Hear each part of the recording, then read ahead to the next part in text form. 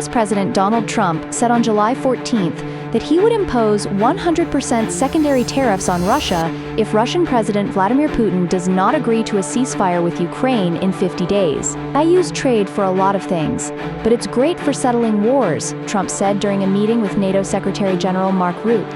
Secondary tariffs would be applied to nations that trade with Russia, mainly China, India, and Turkey, who are key importing countries for Russia's energy export. Since the EU's full embargo on Russian oil products took effect in February 2023, China, India, and Turkey have been taking advantage of the sanction-driven discount on the price of Russia's Urals crude oil.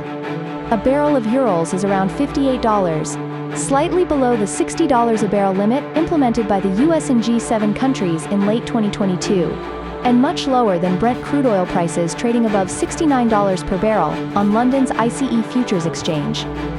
China is Russia's largest crude oil buyer and has purchased 47% of Russia's crude exports between December 2022 and June 2025, since Russia's invasion of Ukraine in February 2022.